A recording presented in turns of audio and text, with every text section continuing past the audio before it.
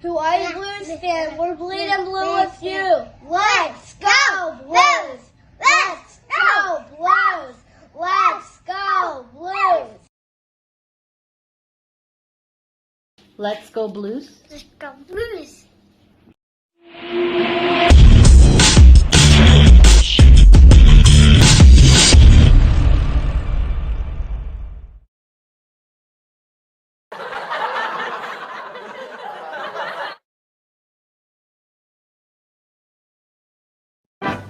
And aloha! Welcome to the Blue Note Fan Report. I'm Guy, the Hawaii Blues fan. And this is your show that's by a fan for the fan, and you got to know about you, the fan. Tonight, we should have been playing hockey. Unfortunately, due to some issues in Minnesota, and I'm not going to get political, so don't even try and remind me to get political. We are not going to be able to see Blues hockey tonight. But besides of getting Blues hockey, that means you get me and Mr. Brock Banner for about 30 to 40 minutes. Hey, Brock, how you doing? Doing great, man. How you doing, buddy? Hey, not too bad. Unfortunately, the game got canceled tonight. Or not canceled, postponed. To me, they're the same thing. Sure. It ain't playing tonight. So, yeah. And we're not going to, and straight up, right away, right off the bat, we're not going to get into politics. Sure. So, I'm thinking about people in Minneapolis. I'm thinking about you folks. Yeah, same thing. Please, this is a tough situation. We don't need to get into politics, and we won't. But what we do have to get into is Guy gets to gloat today. Right? I'm sorry. I get to gloat. Yep. Saturday night, you and Lance poured it on me, and no, I say that in a nice way because it was good debate.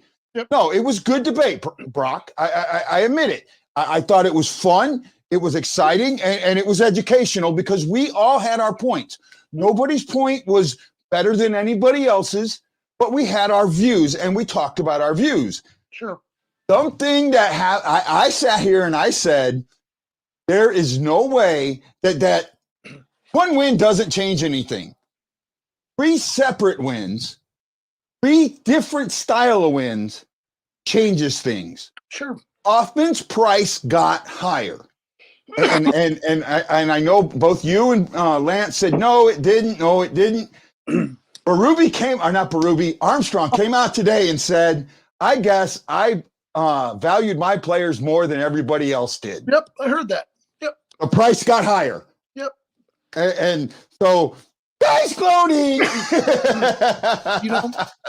Hats off to you, though, because, again, I guess, I'll eat the crow here. Again, I thought Hoffman was shipped out because, you don't bench a guy like that for 2 games. You just don't bench him unless there's something going on.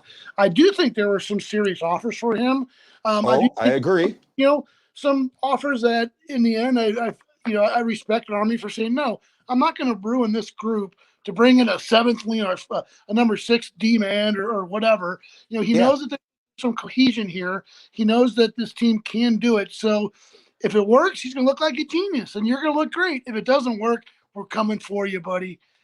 Yeah, no. And that's fine. But here's the thing. And this is somebody asked me about it today, and I kind of said I just felt like Army, we're creatures of habit, and you go back, and I know everybody hates this, but it's still a part. Go back to 19, and when it came down to it, he looked at what he had, and he says, "I see a buy-in, I see cohesion, I see a team working together, I see that effort." I'm not going to mess with this. I'm not going to mess with this. Then you come back and you have these 3 games where he goes, I'm seeing the same thing I saw in 19. I didn't mess with it in 19 other than bringing Delzato in. Yeah. And I don't have a lot of draft picks, so I'm going to back off the draft picks. And I'm just going to say, you know what? I'm not going to mess with this. I got guys on the taxi squad that can play. I got guys that, are getting healthy still. So, there's some things that look good. And Friday night, I just Saturday night. If they'd have lost that in Saturday night, 1-2 to 1, I think that Hoffman gets shipped. I really do. I really do. But the way Hoffman tied that game, being in the opposite office, right? Getting over there in the opposite of Ovi's office, and the way space opened up. That was the other thing. They really worked on the outside to get Minnesota to come out of the center. That opened that space. That opened that lane. That gave that shot a C&I shot, but it was C&I or not. Those are the type of shots you need on net because someone could have poked that in. Sure. Right. So that's what I was looking at. And that's why, I was on on the Hockey Hounds show yesterday and I straight up, Hoffman's gone. I'm nope. And then one of my buddy at Hockey Hounds, well, you had a 50-50 chance of being right. And I was like, maybe. I think there's two things that are going on here. And number one, at the end of the day, you're right. And you win and I get all that. But was it a matter of the deals just weren't there, that they were foolish deals? And that's what Army kind of talked about. It's like the deal's coming back to me. I haven't had a serious phone call in 3 days. That's what he had said today in his press conference. So number one, was the deal even coming back that was even worth looking at? And I got to respect the guy for being in the business for that long, that he knows the deal he knows the deal when he sees it. Toronto, they overpaid a lot for Nick Foligno. I mean, great player, good pickup will help them, but boy, they gave it away on that. And I'm not sure Army was willing to give away, a second, third, or first, second, or whatever. And it's not only that. No one was offering him that style of deal. Because you even look at the Taylor Hall. Taylor Hall, I think, was overpaid for. Exactly. Right? And then Buffalo's still paying 50% of the salary. Yeah. So there's still a lot. There's still a lot going on. And with that, I don't have all of the Avs made so many moves. Yeah. If I'm an Avs player right now and we're the top team in the West and we went on that winning streak and then you go and make all these moves, my confidence might be a little shot. Sure. And what does it do to the locker room? It ruins the room up a little bit, and I don't know. Yeah. Everybody says that, it's great, but you know what? I mean, sometimes it's addition by subtraction, but sometimes when you pull people off those teams, it really hurts them, and I think they got, by trying to make themselves better, I think they got a little worse. I really do. I think that they may have upset the apple cart too much there. I could see one small trade, but when you first trade for Devin Dubnyk and then you make the other trade with Detroit, and then I think they made three or four trades altogether, you're upsetting the chemistry on a very strong team, and that's not a smart thing to do. I want to get to some comments real quick. Sure. Richard Campbell says, is Falk or Krug now Norris contender? Who are if not? Richard, actually, I know why you're asking that question. You have a great article coming out about the Norris. I'm going to work on that. I apologize that I haven't got it out yet. He's had it to me for about a week. I've been kind of sick from the shots and that. But no, Richard, I promise you I'm going to get your article. You got 4 good articles. I just got to get some time, sit down, clear my head, and focus on them. But I'm going to get them out to you, Richard, and we'll be able to talk about them. Hopefully by Wednesday's game, I get 1 or 2 of them out. And I know Brock's working on one too. Right. Armstrong's an aggressive GM and very patient GM. He was never a guy to pull the plug and run away on what ifs. That is why we have a cup, and maybe even another if indeed the last 3 games are an indication of what we see going forward and into the playoffs. Yep. Brad Pond is with his boy on the way home. Brad wanted me to talk about who I thought was going to win each division, and we might do that a little later in the show, bud. Hey, Guy, real quick. Yeah. A couple things. I want to say hi to Ashley Jones. She popped up and said hello. And on Saturday, she had pointed out that my father's military flag is behind me, and she asked about it. And I didn't get a chance to tell her thank you. That means a lot to me, that my dad's flag means a lot to me. So thank you for pointing that out. So I didn't want to get that in before we got to no problem. No problem. Oh, Ashley says a new writer. I'm so excited. Hey, I'm doing the best I can. Tanner says that second COVID's no joke. She's right. Yep. Sometimes when you make so many moves like the Avs did, it breaks up the chemistry. And that's exactly what I just said.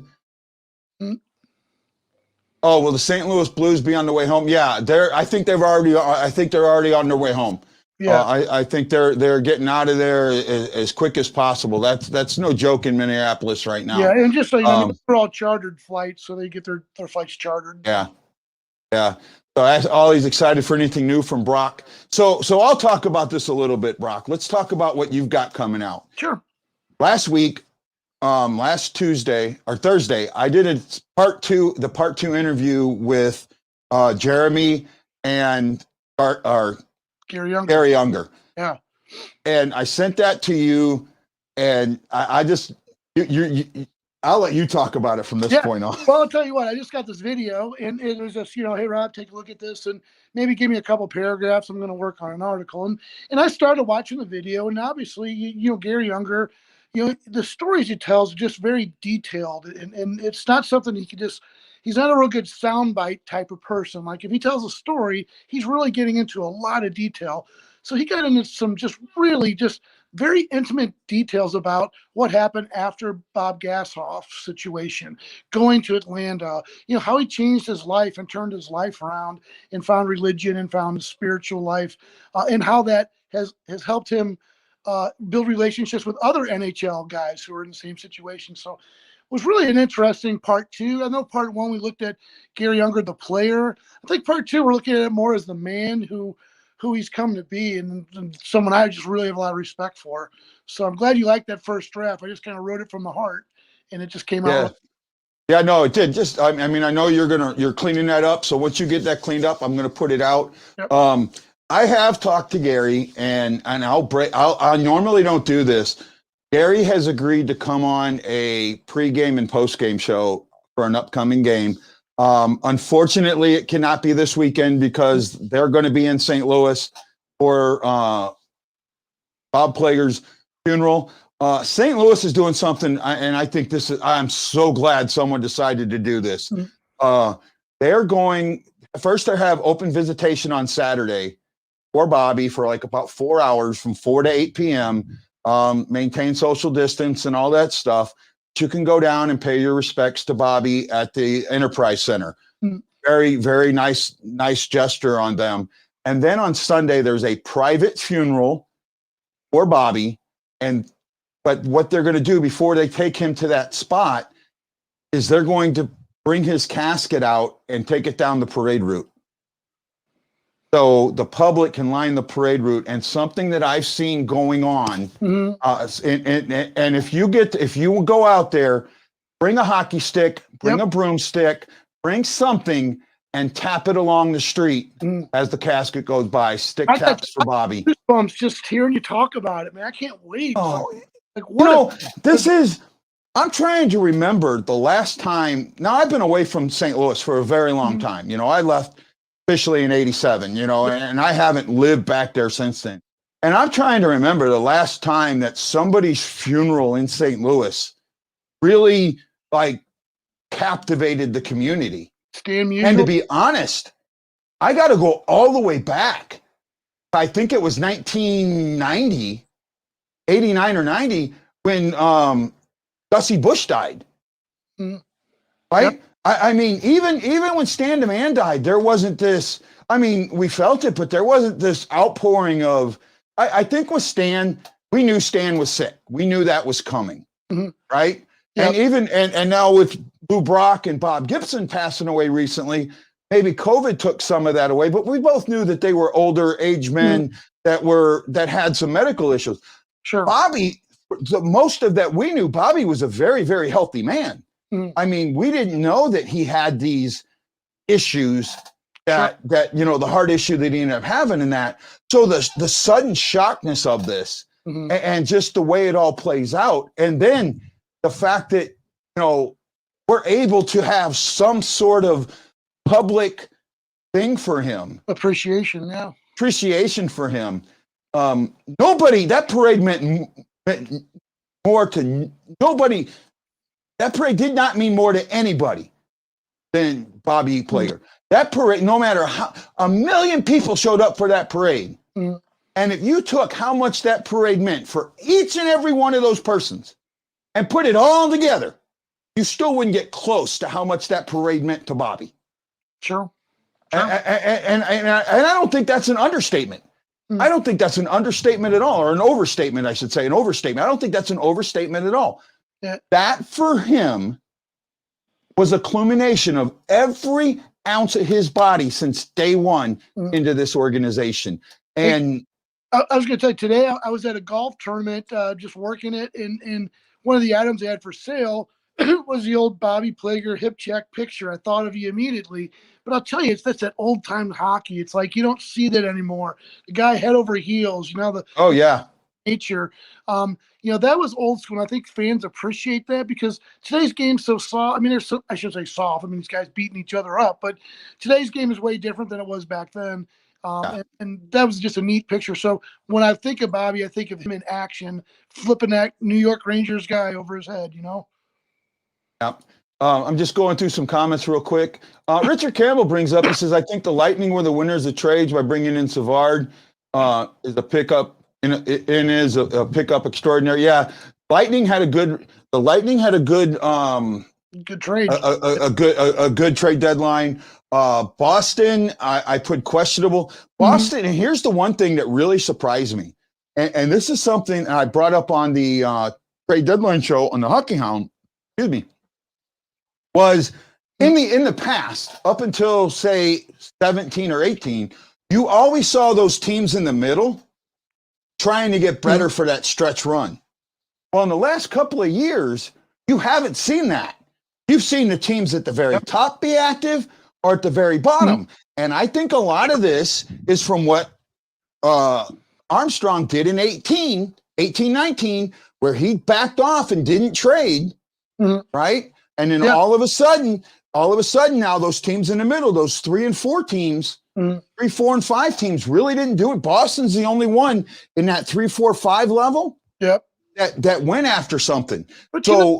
But I mean, I got to tell you, with Boston, I mean, they pick up Taylor Hall. I mean, come on, the guy's an MVP. Maybe he didn't work out in Buffalo. I get it. There's all kinds of questions. Is he a locker room killer? But again, the guy he is an MVP. And I think on that team, he could do very well. So I'm not ready to call the Taylor Hall thing a bust yet.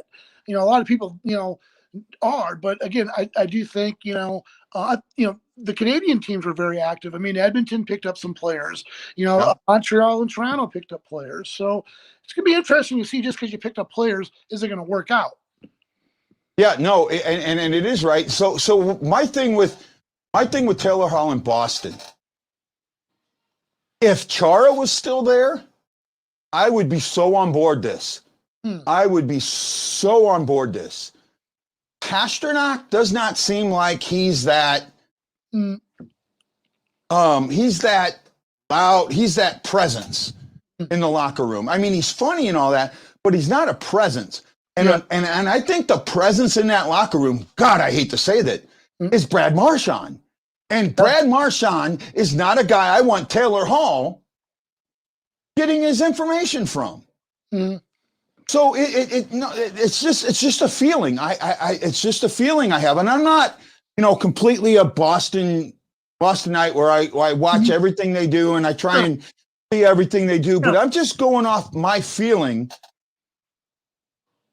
Richard Campbell says, I don't see Boston going far, even if Hall is a Hart Trophy candidate. I still don't.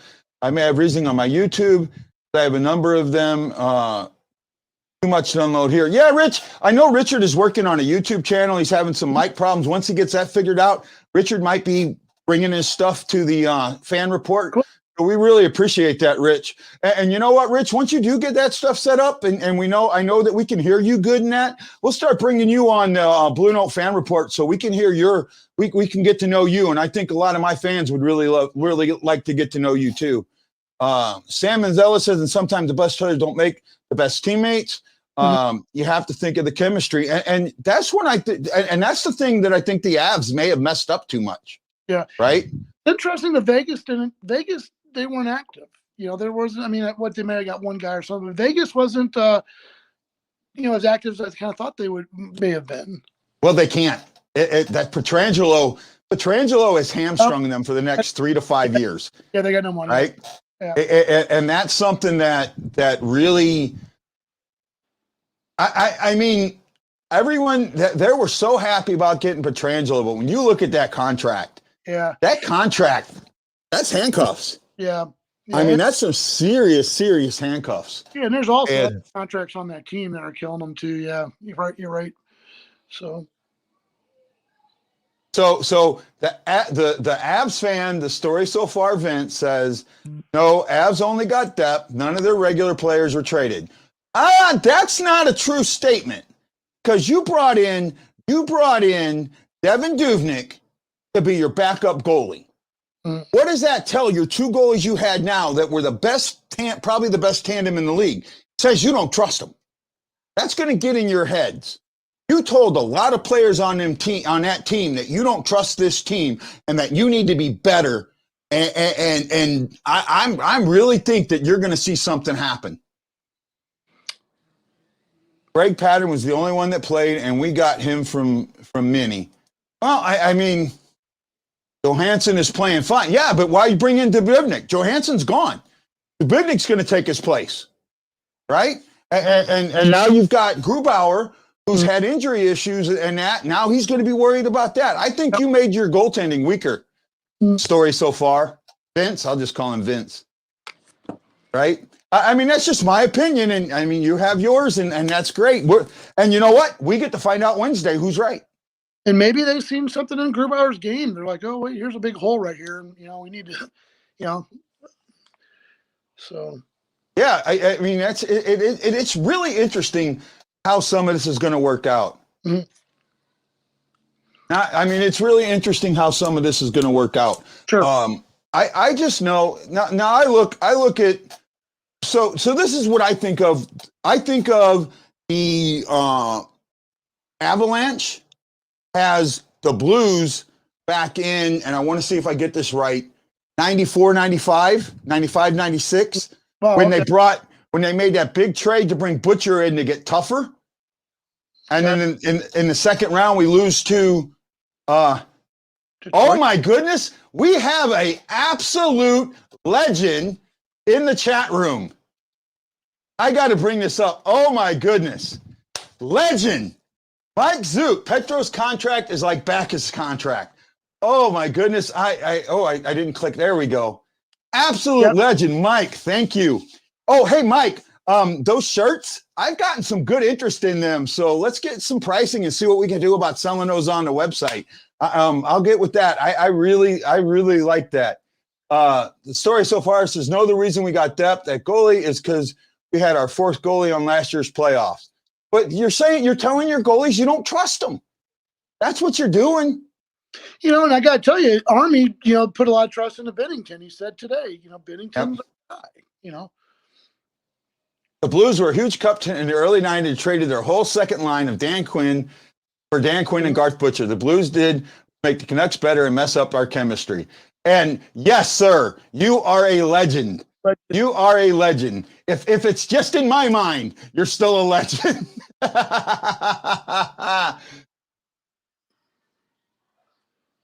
You said legend, and I found his name real quick. Found his name quick. I know, it's great. And I want to say, Mike, thanks for being on with us because, it just gives a lot of interest in the show. Yeah, no, it's great. Mike, you're you know what?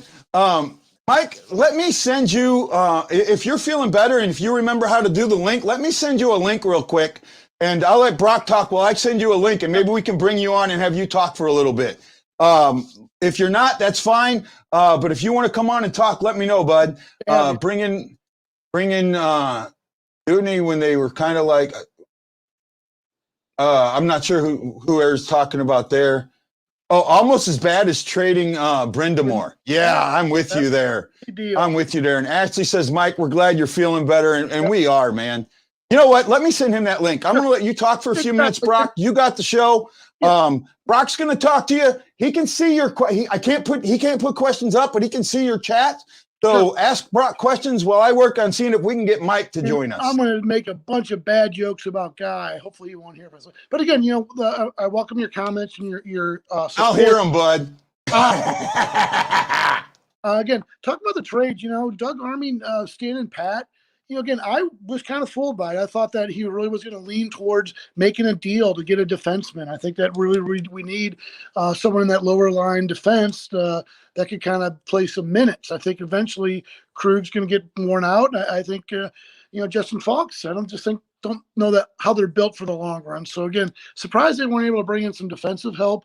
The goaltending, again, it's so up and down, and I've always been maintaining that, the worst job to have in the world is a hockey coach. The second worst job is to be the starting goalie, because there's always someone looking over your shoulder, always someone telling you that you can't do the job. So again, I have to kind of respect Doug Army for saying, you know what, I believe in my guys, I believe in my players.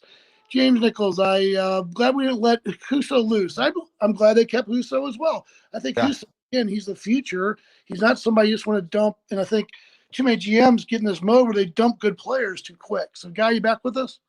Yep, I'm back. I got to say something. Tanner has a bulldog that she named Butcher after Garth Butcher, and he's an absolute beautiful dog. He went after another dog and he cut his cheek on a fence, and it got infected, and he's all puffed up and he's wearing the comb of shame. Hey, Butcher, we're talking to you, buddy. Get better. Yep. Get better, Butcher boy. Right? I had to say hi to Butcher. Somebody else I knew was sick, and I can't remember who it was. I wanted to say something to somebody. No, I think it was I think I talked about it already. Mike able to come on, or? Say again? Is Mike able to come on? I don't know yet. We'll see. It's all about Gel. Vladdy come back, hurt our standings, but we worked through it. No need to mess up with things this close. No, I'm with you, Jason. And he says, woof. Yes, Butcher, we're all thinking it. No, I'm actually, so I want to tell you my reasoning, my thinking for what I said and how I stood with it. And this isn't me gloating, believe it or not. This is just me saying, okay, I went against the grain. Why? Why would you go against the grain at that moment? Because it didn't make sense, especially when I believe, Lance, there was a deal in place. I believe that there was a deal in place. Thing number one, Robert Thomas. Robert Thomas being out for any length of time, that if you were counting on your production to come from somebody, that was him. Mm. So if you were trading for draft picks, Thomas is where your production was going to come from. Well, now you don't have Thomas. Okay. Get that. So remember, Robert Thomas scored that first goal. I think it was the first goal in the 9-1. No, he got the assist. He assist. Sanford. He ditched it. He ditched it to Sanford, right? Yeah. But he had a lot going on that, right? Yeah, I mean, so he had that. So there's where you were looking for your production. Now that's gone. Mm-hmm. Okay. You sit in for 2 games. You don't get an offer that you feel is good enough yet. Thomas goes down. You put him in. He scores 2 goals. And he scores 2 big goals. Mm-hmm. I mean, basically, he ties the game up both times. And then he scores that second one with seconds. I think there was, 30 seconds left in the game when he scored that? Maybe 20? Yeah, it was late in the game. Yeah, yep. Yeah, I mean, 20 seconds to go. And not only that, then you get in the overtime, he had the puck a lot. He was really moving that puck, and he was working on that puck. The thing that gets me, though, is that, the goal he scored, he tied up, was kind of a net front presence goal. And that's not really his game. He's really more of a sniper, a shooter from the point type of thing. So actually, that's where he was. He was at the point. Somebody was in the net, in front of the net, that had cleared out that lane. Okay. He shot that from the circle. He shot that dead on from the circle. Oh, that's right. He trickled in. That's right. It trickled in. I thought that he was in front, but there was traffic in front. That's right. Yeah, so he got the traffic in front. I saw someone come up as their birthday. What was that? It says, can we win the cup for my birthday? Well, Brad, we're going to try, my friend. We're going to try. Sam asked, will Hoffman be back next year? No. I say maybe. Yeah, you guy, you're getting it right. I'm wrong. I say maybe, and I say a lot of this has to do with how far we go, right? If we get bounced in the first round or get knocked off in the early in the second, like we get a sweep or a 5 game, probably not. Mm-hmm. We get to what would be normally a conference finals or the Stanley Cup, the finals. We get to a conference finals or a finals, and we just miss it. Yes, I could see him coming back. We win the cup. No, he'll go make that money somewhere else. So I think it has a lot to do. So what it's going to come down to is how much money he wants, right? The cap stays flat. If he wants more than the $4 million he's getting now, probably not. But if he thinks this is a team that's going to get him a ring, he's taking that discount. Yeah, I could see him maybe signing another 1-year deal to prove himself, in a full season and get his numbers up and what have you. But I think that if Mike Hoffman if his personality was different and fans liked him more, I think if he had Ryan O'Reilly's personality, we wouldn't even be talking about it. But I just think because he's a quiet guy, he's not a rah-rah guy, people don't really know him, it's easy to write him off. And, I think sometimes fans do that. So maybe that's because before he came here, all the negativity that surrounded him was brought out. Yeah. And we got told that he was a streaky player. Well, you know what? Every player is a streaky player. Yeah, Vladdy's every goaltender, but Gretzky was a streaky scorer. Yeah. Okay. I mean, that's all there is to it. Yeah. That's why. I think Gretzky's the only one to earn a point in every single game. Right. But other than that, it never happens. Sure. So yeah, I can see a streaky scorer. The problem was, and I had someone bring this up to me. Bob Morton brought this up and said, "Wait a minute. You said that he was used the right way, yet he was on the third line again." Well, how can you say that when he's on the same line? I said that because of the way he was played. He wasn't in on the forecheck, so he wasn't worried about that. I noticed that immediately.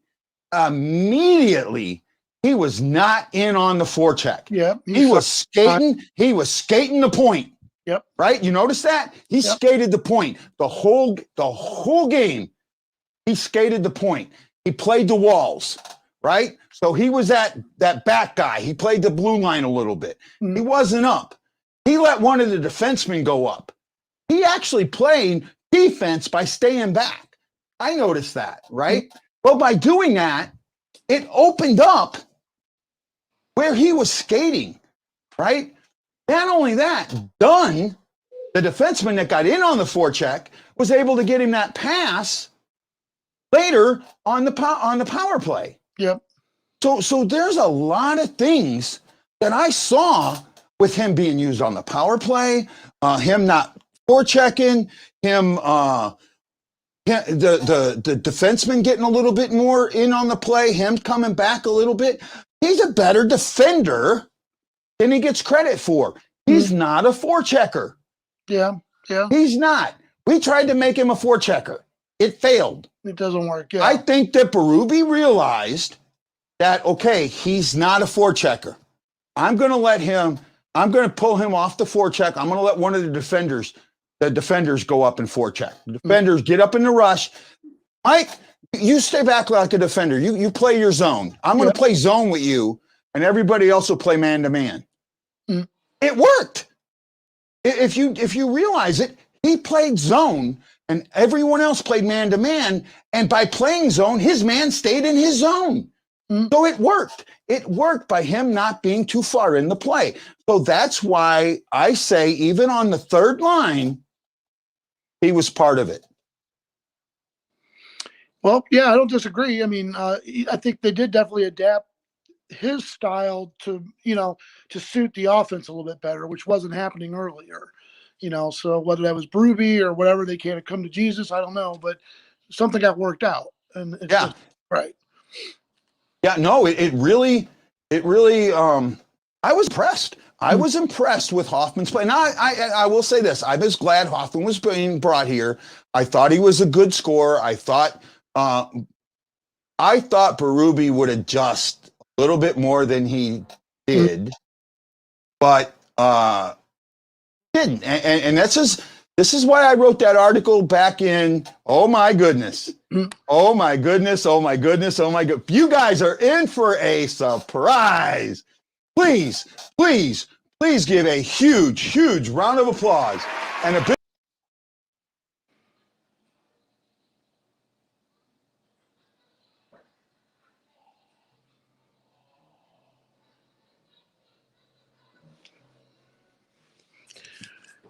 There we Did go. I mess it up or what? I don't know. Hi, Mike. Here's Guy. He's coming up. There we go. Guys Hey, gotta figure this stuff out. I gotta show Guy much, how my to figure friend. this out. say How you again? doing, guys? Good to see Oh, you. we're great. So I got to know, Mike, you were chiming in the chat room a little bit. Yeah. Do you think Berube, Stan, and Pat said, I got confidence in these guys. These are the guys going to take me to the next step? Or do you think it was the lack of a deal? Because I say it's a lack of The question is it does Berube have a say? Is it? I mean, I trust Doug Armstrong. Do general managers talk to coaches? I would assume Doug is smart enough to get Berube's opinion,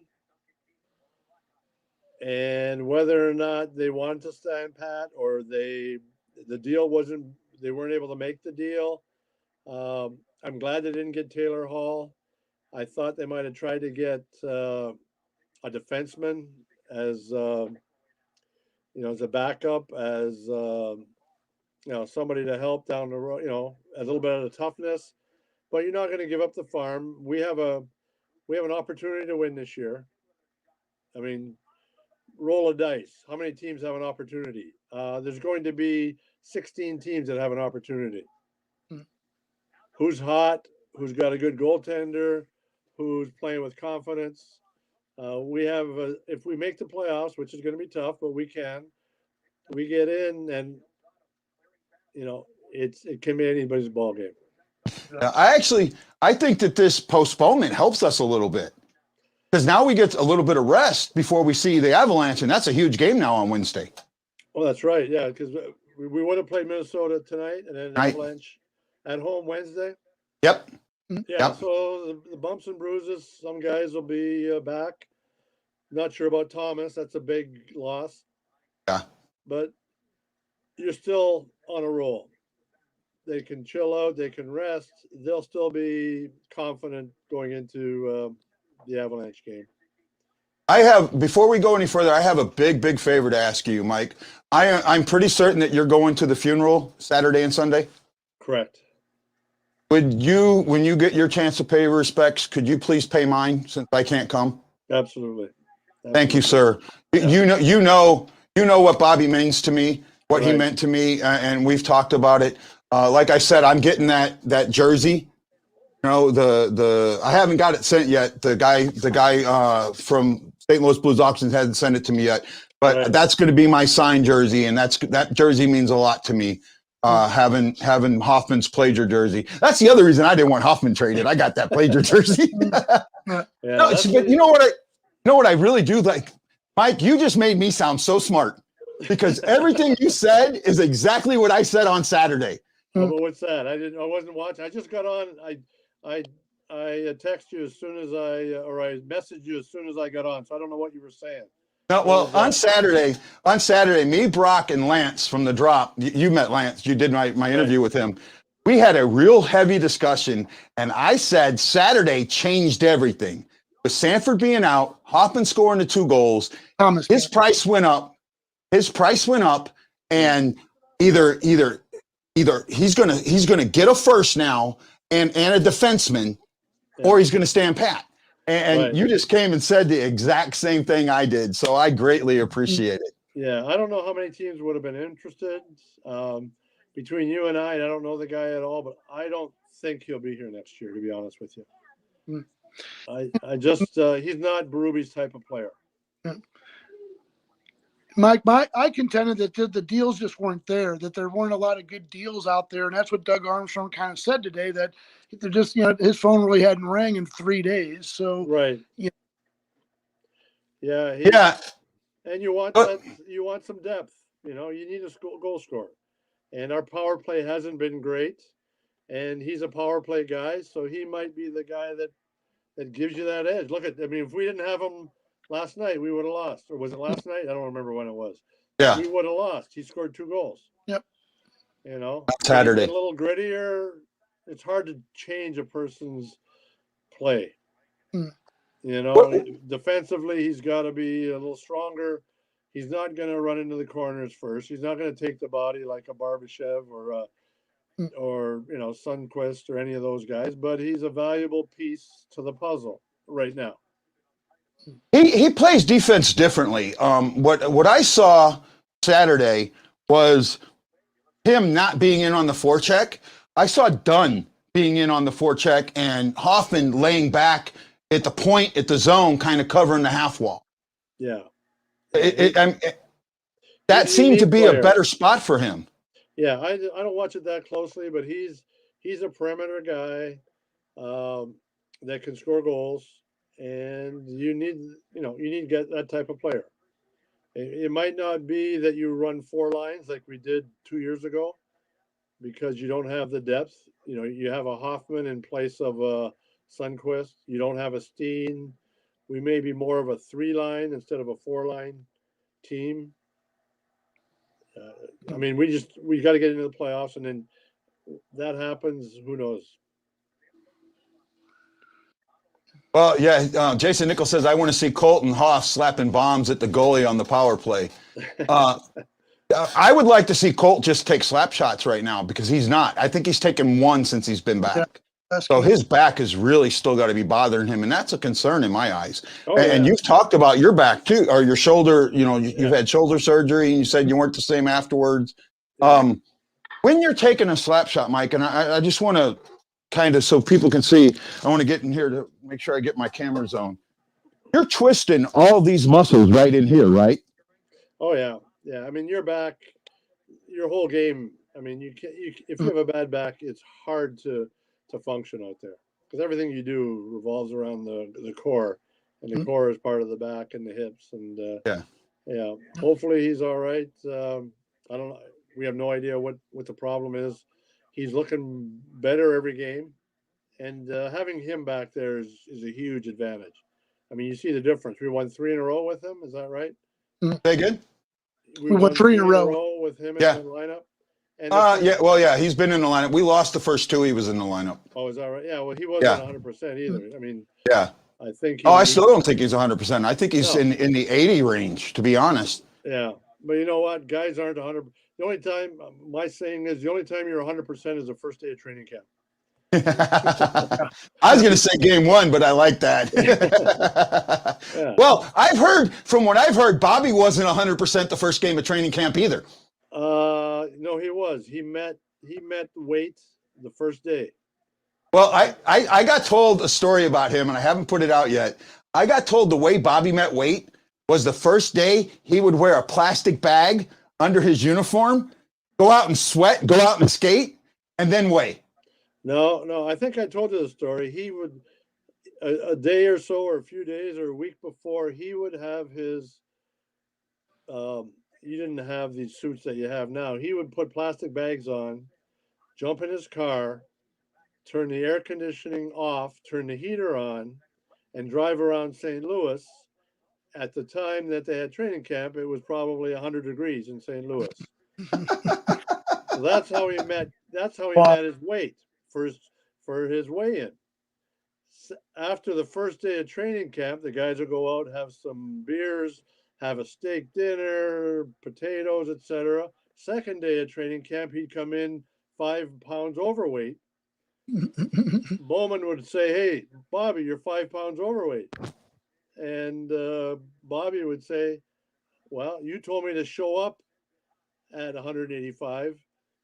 When I showed up, I was 185. You didn't say the day after training camp what I needed to weigh."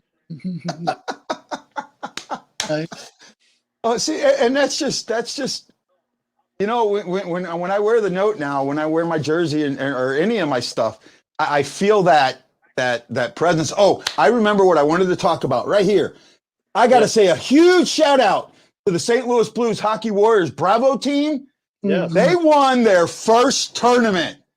Oh, yeah. They won the Oklahoma City tournament. We got to say a huge shout out to the Hockey Warriors. That's just great news. No, we have a bunch of dedicated men and women playing. They have like 2-3 teams. 4. They have 4 teams now. Yeah, and they're dedicated. They love it. They're over 100 members, with me included. Yeah, and they have Rob Ramage helping them out, and a few other guys that know the game. Yeah. And are giving them some pointers, but putting them through their paces and giving them the right drills. But they're dedicated. I mean, I think I told you last time I was on. These guys just absolutely love it. They live to play hockey now, Yeah. and This. actually, this program has actually saved some lives. There's guys Oh, that I have know it said has. Yep. they were depressed. They had nothing to live for, but this hockey program has saved their lives because some of them Yes, were. there's one gentleman, and I won't mention his name until after I bring him on. There's one gentleman that absolutely told me this program saved his life. I Yeah. mean, I wrote about it. I didn't know the gentleman. He got in contact with me after, and he wants to come on. But he told me this program absolutely saved his life. If it wasn't for this program, and them noticing that he wasn't right, something would have happened. Yeah, it's a tremendous program. I got involved a little bit. They skate like 5:30 in the morning, and I'm, as you know, I'm a you're a night owl. as you know, Guy. I am a night owl, so staying up till 2:30 in the morning and then getting up. There's a question that popped up about the funeral being televised. Yes. Yeah, the funeral I think Sunday is being televised. I think for sure that would be something they would do. They would televise that at least here locally. It's going to be on. It's going to be on the Blues YouTube channel, and yes, they are going to televise the procession down Market Street. I do know that. I did check into that and make sure that was what they meant. So that because I like Doug Armstrong too, Zook. That's why I'm tired of everybody booing him after I think all he's done for the Blues. I think that it's just disrespectful and not called for. Well, everyone has, and I'll let you answer that, Mike. Oh, no question. I mean, look at the deals he's made. It takes a while to build a team, and then it took him a while. But I mean, you can't argue with the Bozak signing and the O'Reilly signing and the Shen deal, and I mean, the guys he got rid of to bring in Sundquist. I think last time I was on, I told you about Crosby being very, very upset when they lost Sundquist because Crosby understood what kind of a player he was. And he's a big loss right now. He's a huge loss. Yeah. Steen is a loss. Bomeister's a loss. Petrangelo a loss. So, I mean, we're building another team. I mean, you couldn't do anything about those 4 losses. I mean, Steen's back was bad. Bomeister, we couldn't do anything about that. Nope. Petrangelo, like we said, that's kind of a Bacchus deal. I mean, do you oversign a guy? You got to look at the long term. We're not a rich franchise. You got to look at the cap. And you know what? If the cap would have gone up, if it wasn't for the coronavirus, I think they had plans and they had the money to sign Petro. Sign him, yeah. I think that no. The cap stayed level. They didn't have that extra $5 million. Yeah, and you're right. And I think I think the cap had a lot to do with it. And I also think so. What I did hear Army say is that they had a deal with everything but the no movement clause. He was not going to sign a no movement clause. I think he might have put a modified one in there, but he was not going to keep a full no movement in there. And with that money and that term, you couldn't. The Blues didn't want to be strapped. You can't be hanging on to a guy for that duration and be stuck with him down the road. So he did. I still like Krug. Our tough thing right now is we've got 2 small defensemen, and when you get that Hobie Baker Award winner, I forget what his name is. Pruvovich. Yeah, when you get him, and you're going to have 3 small defensemen. You can't compete with 3 small defensemen. So something's going to happen. And I think that kid's going to be a really good player. He might not be a Makar, but he's going to be an outstanding player. So you figure him, and I don't think Krug's going anywhere. So what's that? Maybe Dunn being released. Yeah. But you're not going to have 3 small defensemen. Richard Campbell asked, has Krug been a good replacement for Petrangelo? You know what? Give him time. It's tough. It's really tough. I see him and Dunn get knocked off the puck a little bit. Not knocked off the puck, but trying to defend against the big forwards in the corner. But you know what? when our power play goes, he's a smart defenseman. He's a strong defenseman. Let him get his confidence. It's a big deal. Look at Falk after last year. He came in to a Stanley Cup championship team with three guys ahead of him when he used to be the guy, and it took some adjusting. So I like Krug. I like the signing. When you don't have Petro, I think he's the next best thing, but give him some time. Yeah, that's exactly what I was thinking, Mike. That you look at what Falk did, and I think, and what a lot of people forget is Falk has actually he's only been here 2 seasons, but he's had 2 off seasons. Right. Because he had the off season when they had the pause, Mhm. and then he had the other off season. I think that pause, he really got into film because when he came back to the bubble, he was not the same player, and I mean that in a good way. Yeah. He was much more in on the rush. He was much more. His stick was he was a lot more active with the stick. He just really seemed to have figured it out during that pause. Yeah, it's tough to come in like this, and he doesn't want to be the guy that lets them down. They won a Stanley Cup. If they don't win, he feels it's part of his fault. So Yeah. and he's playing terrific now. So that was a good acquisition. He's on the right pace. Krug will be there. It'll be interesting to see what they do on the defensive side, because that's where we're hurting, losing Bouwmeester and Pietrangelo. And Carl Gunnarsson. A big part of our problem this year so far. Yeah. Carl And Gunnarsson. Gunnarsson, Gunnarsson was another loss. Yeah. Gunnarsson's not as big as of a loss, but I think he gives in certain games he gives you more than Gunnarsson or than Bortuzzo does. Oh yeah. So no, he was a top 4, 5, 6 defenseman. Steady, stay at home, big body. Nothing fancy, but you need those type of players to win. actually, this isn't a true statement. Falk wasn't on the Cup team at the time, and somebody else wasn't. Krug wasn't. Krug wasn't. Falk wasn't, and the Hoffman wasn't, and then Joshua wasn't. Though Joshua's down on the practice squad now. Well, there was one point a little while ago we only had one of our 6 defensemen from the Stanley Cup team playing. Yeah. And that was Dunn. Yeah, Dunn was the only one. Yeah, he was the only guy. So. Yep.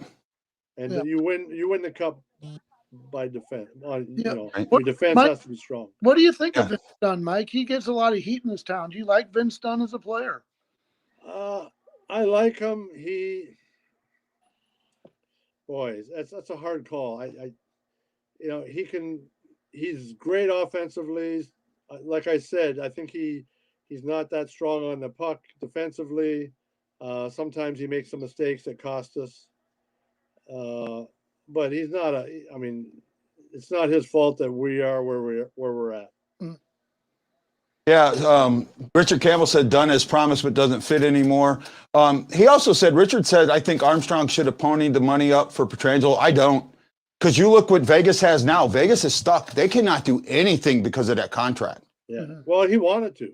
Like I said earlier, if the cap would have went up like it was supposed to, I think they had everything in order to sign him. When the cap stayed down, like what was it, $5 million? Yep. Yeah, it was supposed to go up like 5 million. He couldn't afford him. And he got a younger player and less money. Yeah. And got Krug. Yeah. No, it's interesting. I believe it or not, my dream job would be to be dubbed Armstrong, but at the same time, it would be my nightmare job too, because that's got to be, because you're not, and everyone thinks the GM is just managing the team. That's only part of it. You've got to manage the marketing side. You've got to manage the players. You've got to manage the arena, the schedule, the league. There's a lot that goes into it. I don't envy him at all. The scouting and the way it is now, especially now with the cap being in level for next 3 years, you got Seattle coming in, which is a huge deal, and free agency. It's tough. I mean, you've got windows, and we're in a window right now. Unfortunately, the coronavirus hurt our window because we were hot. We came out of the 2019 Stanley Cup championship hot. We were on a roll. We were ready to compete to repeat. And then we had to go into a bubble and things changed, and and that just threw everything off. And then this year again. So if we had a 3-year window, the second window got cracked. This is the third window that got cracked. Now you got to try and be competitive again. Yep. You look what happened to Chicago. They kind of expanded that window. Their window went to what, 5 years where they won 3? Yeah, 5 and 3. And then 3 and 5. they plummeted. So we had 3 years. Now, how do you keep that team together, a competitive team? It's really hard to had be a this good GM nowadays. I had this question come up twice. It says, Mike Zook, who do we expose to Seattle in your opinion? And please don't tell me Perron again. He's a big Perron not fan. Perron. Who do you? A lot of people are on Schwartz's butt. I love Schwartz. Yeah. Even though he's not scoring, he's a catalyst. Watch him forecheck. Watch him work. Watch him compete. If he's not scoring, they say he's streaky. I don't care. They're all He's a screwed. valuable piece to the puzzle. They're not going to let him go. Who do they? Boy, oh boy, I don't know. Up front, obviously O'Reilly, Shen, maybe Bozak, because he's older. Oh, well, Bozak's an unrestricted free agent, so he you don't. might not fit into it. They might not have to protect him. Yeah. But he's older. He's a third-line center. And don't get me wrong, he's a valuable piece to the puzzle right now. He was when we won. But at points, you got to get rid. Look at I go back to the Blackhawks. They got rid of Bufflin. Yeah. Because they couldn't afford it. That was a Stanley Cup player. They got rid of him. They got rid of their goalie. Yeah. Niemann, or whatever his name is. They made some big decisions that people thought hurt them, and they rebounded because they looked at the big picture. So you got to look at the big picture. Yeah. Now, so they brought up, a couple of guys brought up Barbashev. I could see Barbashev getting left unprotected, and if he did, I could see Seattle going after him. I could see Seattle. He's a tremendous asset to us. Yeah. Barbashev Especially, and can't think of the names right now. Who else is a third line, fourth line player? You've got Clifford, who's got another year. If they leave him unprotected, he doesn't get picked up. Right. Clifford, Barbashev, and it's slipping my mind right now. The French kid, Blaze. Blaze, Jimmy Blake. Blaze, yeah. Blaze is valuable. Here's the thing too. There's negotiations going on, or they will go on. How about you take Clifford, and we'll give you X if you don't take this guy, and this guy. Yeah, and that's happened. Yeah, that happened with Vegas. Oh yeah. So you negotiate. We'll give you a second round pick if you take Clifford and not take Blaze or Barbashev. Yeah. Or Sundquist. They got to protect Sundquist. Yeah. Sundquist, Perron. I don't know the numbers. I don't have it down. Yeah. Well, Sundquist has an injury, and that might keep him protected because he's not going to come off IR until he's not going to be reevaluated till training camp. Does that mean you don't have to protect him, or I don't honestly, I don't know, but I can't see, but I couldn't see them taking a flyer. Would you see Seattle taking a flyer? Oh, you would? Oh, I'd take a flyer on Sundquist in a minute. Oh, wow. If I was Seattle, I love Sundquist. Yeah. Well, originally, and that's the thing with Sundquist, and that's what made that trade with Pittsburgh so important. Is that's the player they wanted, right? It wasn't the pick so much as it was the player. Oh, yeah. They Pittsburgh. They were originally going to draft Sundquist, but Pittsburgh grabbed them ahead of him. Yeah.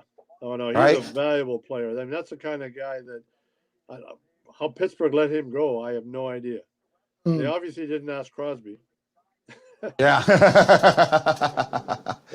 Well, hey, Mike, thank you so much. Well, for tomorrow, let me ask, Mike. So I know my people love you. Would you be able to come on tomorrow for a little bit? Tomorrow? Is there a game tomorrow? Yes, sir. We play the. No, not tomorrow. Wednesday. Wednesday. Wednesday. Well, you know what? Wednesday I skate. Oh, that's right. Wednesday you Love that I skate. have a skate. I missed it for the last 3 weeks, so I got to get out there. Oh yeah. You know what, guys? If you want inspiration, Mike, if I remember right, you're 66, right? Let me do the math. Yeah, 67 on Friday. Oh well, happy birthday! Happy If birthday. everyone wants my address to send gifts, I can give it to you. I'll put it. You know what? Let's put your phone number up, Mike. I'll do that right now for you. Get blown up. There we go. There's his email. You know how to get a hold of Mike. There you go. All right. Oh, Mike, we love you. Well, I would ask you on Saturday's game, but I know Saturday you're going to be busy with the funeral and with your teammates and that. Yeah, a lot Oh. going on. Hey, Yeah. guy, Yes, Rob. how's business been? I know you've been doing a lot of printing in St. Louis. You've been doing well. Business is picking up. Yes, Good. I'm. Companies are buying golf shirts, golf balls, t-shirts. Yeah, and then I'm in the hockey business, so I'm selling synthetic ice and training aids. So that's going real well. So it's picked up. It was a little slow for a while. Cool. Well, good. Oh, hey, no, that's great news. And you know those two shirts that you showed me? Yes. I've gotten some good feedback from them. So let's work on getting prices, and then we'll see if we can sell them on the website, and I'll have you ship them out for me, so that way you're not shipping them twice. Yeah, I should have the arena shirt imprinted tomorrow. Okay. Then you Well, we'll copy see that what you up, got. We can go from there. Yeah, hey man, they were really good, and hopefully you'll kind of like ship one of each to me. I will do that. Yes. Well, Mike, this is a pleasure. I didn't ask him to come on, but you coming on, absolutely. Thank you so much, and we'll get you on in another show soon, Mike. So everyone, this is Guy the Hawaii Blues fan with the legend, Mike Zook. Yes, you are, especially on the Blue Note Fan Report, and Mr. Brock Banner. Aloha, mahalo, and I'll see you all in the next Blue Note Fan Report. Aloha! Gotta find the right.